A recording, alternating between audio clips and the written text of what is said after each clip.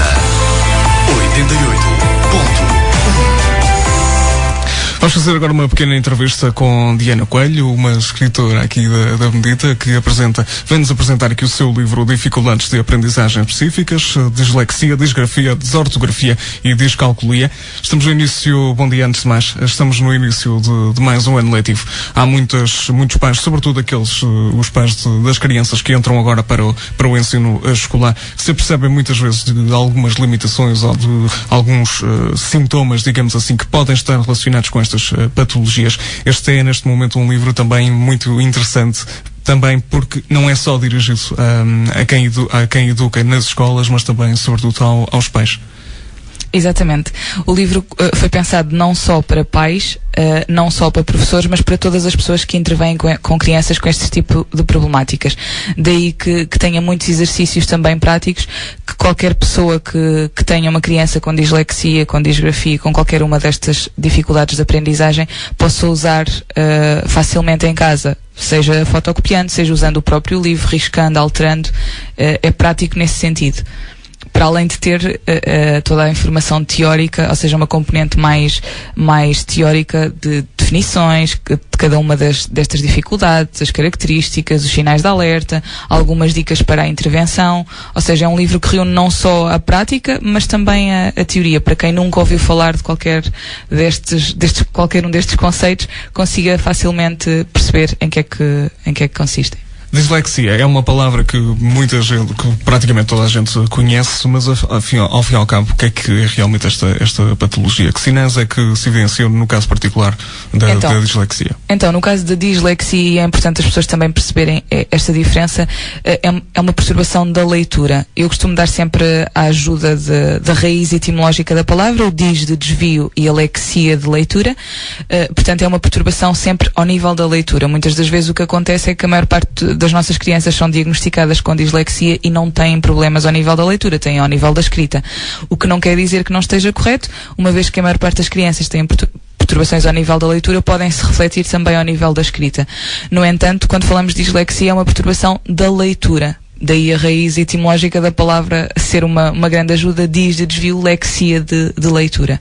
Se a dislexia tem que ver com a leitura, a disgrafia tem que ver com o próprio ato de escrita. Com a escrita, exatamente. Grafia de escrita. São aquelas crianças que têm a letra muito torta, o grafismo muito trêmulo, não respeitam linhas, a chamada letra, costumo dizer que é a chamada letra de médico, mas nem todos os médicos têm disgrafia.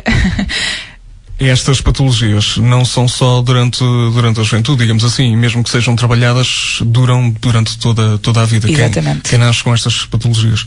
Quem nasce disléxico é para o resto da vida. Pode atenuar, pode melhorar alguma coisa com a intervenção, mas vai continuar a ter estas dificuldades o resto da vida, sim. No caso da desortografia, tem que ver com os erros ortográficos? Exatamente. Dis de desvio, orto de correta, grafia de escrita, ou seja, tem uma escrita incorreta, uma escrita cheia de erros, com muitos erros. Eu costumo chamar sempre a atenção do facto de, quando falamos em erros, qualquer aluno na sua aprendizagem comete erros. Quando falamos de desortografia, é mesmo muitos erros. A criança é mesmo diagnosticada e não consegue escrever de forma correta. É impossível levar lá para ela. E isto é algo que pode também ser corrigido com o trabalho. E aqui neste livro apresento também algumas propostas que realmente, se estas patologias duram para toda a vida, através de alguns exercícios, pode haver uma ajuda realmente para as crianças melhorarem e chegarem à idade adulta com condições, digamos assim, normais. Exatamente. E para além de que depois precisam também de toda uma adaptação a nível da escola, né? Se é uma criança que tem tendência a escrever com erros, é importante que o professor tenha essa sensibilidade e consiga de alguma forma arranjar outro tipo de estratégias de avaliação, nomeadamente não cotar os erros ou tentar reduzir a cotação no número de erros que a criança comete, uma vez que ela está diagnosticada com este tipo de problema. Muito disto que está expresso neste livro vem muito também da sua experiência profissional, da experiência profissional que teve. Acha que realmente, e pela experiência que teve nas escolas, penso que teve aqui também já na Bendita, o acompanhamento que é feito hoje em dia ao nível deste tipo de problemas, sobretudo com os professores que têm formação específica para estas áreas, é neste momento já foi realmente uma conquista da educação. Neste momento trabalha-se já bastante bem este nível, na sua opinião? Depende das escolas, depende dos professores, principalmente agora com esta crise de estarem a reduzir o número de professores do ensino especial nas nossas escolas, torna-se mais difícil. Isto porque houve alterações ao nível da legislação também e cada vez mais estas crianças com qualquer tipo de patologia neste momento estão obrigadas a estarem incluídas nas nossas classes regulares ou nas escolas ditas normais entre aspas, não dizendo que as outras são anormais, mas de facto quando estamos a falar dentro de uma sala de aula de uma criança que tem deficiência auditiva, que tem deficiência mental, tem multideficiência, tem qualquer tipo de patologia muito mais grave do que as dificuldades de aprendizagem, os professores dedicam muito mais tempo a esse tipo de problemáticas e não tanto às dificuldades de aprendizagem. Daí haver neste momento uma grande controvérsia, uma grande uma grande revolução, entre aspas, por parte dos professores do ensino especial e por parte dos professores do ensino regular também, porque não é possível, com tanta criança dentro do nosso sistema de ensino, eles conseguirem acompanhar todas com o devido apoio e com o número de horas que eles realmente necessitavam. Porque são realmente muitas horas, muitas vezes, não é? Exatamente. Dependendo também do grau de gravidade. Não falámos da descalculia, isto tem que ver com a dificuldade nos cálculos, isto é uma coisa bem, digamos assim, é uma coisa bem portuguesa, mas isto das patologias não tem nada a ver com as dificuldades que muita gente tem só por falta de trabalho, não é? Sim, a descalculia tem então a ver com a matemática, com um desvio dos cálculos. Há quem designe também dismatemática, uma vez que quando falamos de descalculia as crianças revelam problemas ao nível da matemática em geral, seja cálculos, conjuntos, operações, contagens, etc. Daí que cada vez mais esteja a designar dismatemática e não descalculia, mas tem a ver com matemática no geral. Neste caso particular, no que é que isto se reflete? Confusão ao nível dos números ou mesmo através do processo, só no processo do cálculo? Pode-se traduzir das duas formas. Pode ser uma criança que não consiga contar, pode ser uma criança que não consiga identificar os números ou que troca os números, por exemplo, o 3, o 8, o 2, o 5, que são números similarmente parecidos, neste caso graficamente parecidos ou simetricamente quase iguais.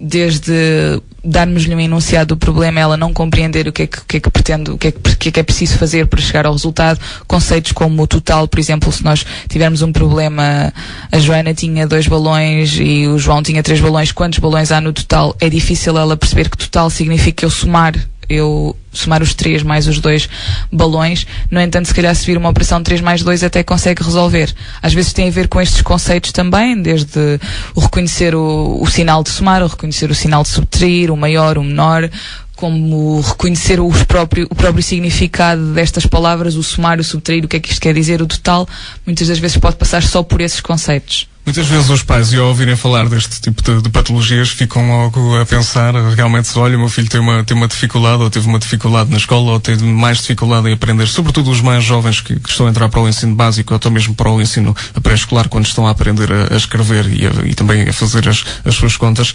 Realmente, quando é que se deve identificar estes casos e de que forma é que se pode realmente perceber se isto é de facto uma patologia ou se é alguma dificuldade natural do desenvolvimento de uma criança? Geralmente, este tipo de problemáticas começam a identificar-se logo ao nível do pré-escolar, porque uma criança disléxica não tem problemas só ao nível da leitura, ou seja, não se traduz só a partir do 1º, 2º ano, quando eles começam a aprender a ler, mas também ao nível do pré-escolar, nomeadamente no desenvolvimento motor, como eu estava a dizer.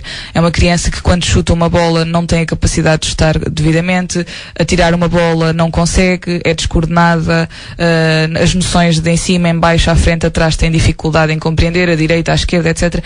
Claro que isto são sinais de alerta, os tais sinais de alerta que eu falo no livro.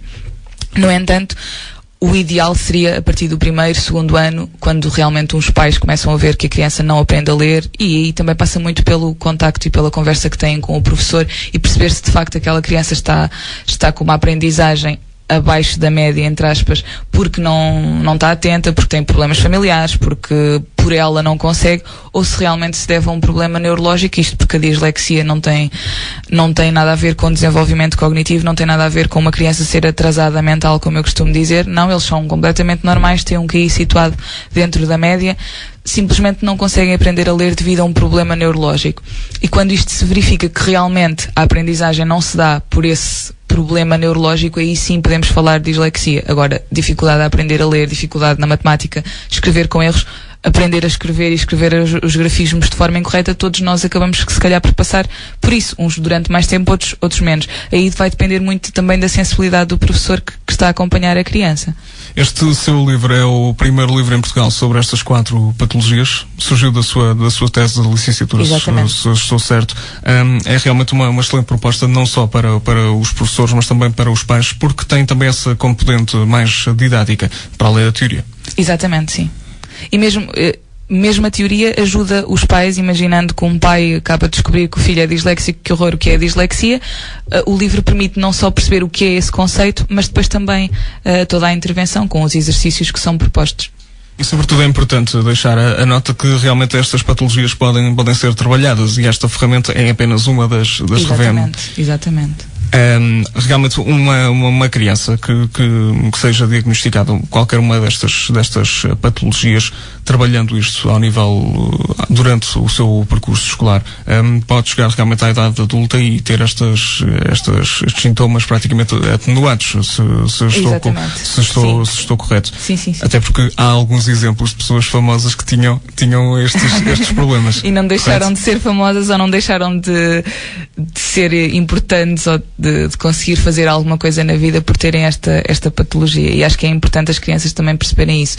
Eu não consigo ler, mas eu sou capaz de tocar um instrumento como deve ser, ou eu sou capaz de a matemática, sou um excelente aluno, ou nas experiências científicas. É importante eles descobrirem a área em que realmente são bons, e todos nós somos melhores numas áreas do que noutras, e o importante é a criança ter noção disso, ter noção das suas capacidades. Ok, eu não consigo ler, mas se eu gravar as aulas, ou se a professora tiver o cuidado de me dizer no dia anterior qual é o texto que vamos ler no dia a seguir, e se eu durante aquela noite treinar em casa com os meus pais, provavelmente eu amanhã já vou fazer boa figura, nem que seja uma frase, mas já fico contente porque foi uma luta e consegui pelo menos ler uma frase. E não é por eu não conseguir ler que eu não consigo ser bom aluno, porque há enormes facilidades hoje em dia para gravar aulas, para tirar apontamentos, para, sei lá, todas as sugestões e mais algumas, e não é por não ler que não vai conseguir tirar um curso.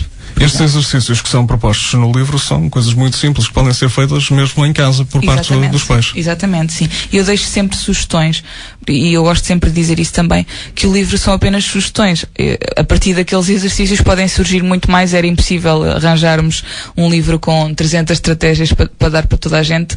Não existem estratégias ideais, cada criança é um caso. O importante é um pai olhar para aí e pensar: olha, o meu filho até consegue resolver isto, vamos tentar dificultar, ou vamos tentar mudar aqui qualquer coisa e ver o que é que ele não consegue. O importante também é pôr a pensar e adaptar e adequar a cada criança. Onde é que se pode então encontrar o livro? Está disponível nas livrarias, na FNAC? Sim. Em qualquer FNAC, livraria? Bertrand. É realmente uma excelente proposta para os pais. Diana, este livro foi também um ponto importante para a sua própria carreira profissional. Foi realmente algo que lhe permitiu descobrir um pouco mais também sobre estas questões. Do seu ponto de vista, foi realmente também para si um ponto de realização pessoal? Sim, claro que sim. Isso já foi, como tinha dito há bocado, isso já foi a minha tese de licenciatura, isto já em 2006, 2007, na altura quando eu apresentei a tese. O meu professor, que era orientador de estágio, sugeriu uma publicação do livro. Eu na altura comecei a trabalhar e fui adiando um bocadinho este sonho. Como acompanhei sempre crianças com dificuldades de aprendizagem, neste momento o livro é não só a minha tese, ou seja, não só a parte teórica, que entretanto foi atualizada, mas também todos os exercícios e todas as sugestões que eu fui trabalhando e que fui utilizando na minha prática. Diana, muito obrigado pela sua participação hoje no programa. A Diana Coelho, que veio então apresentar aqui o seu livro Dificuldades de Aprendizagem Específicas, Dislexia, Disgrafia, Disortografia e Discalculia. Terminamos assim esta entrevista. Já a seguir mais uma excelente proposta musical na sua Medida FM. Fique connosco até às 10.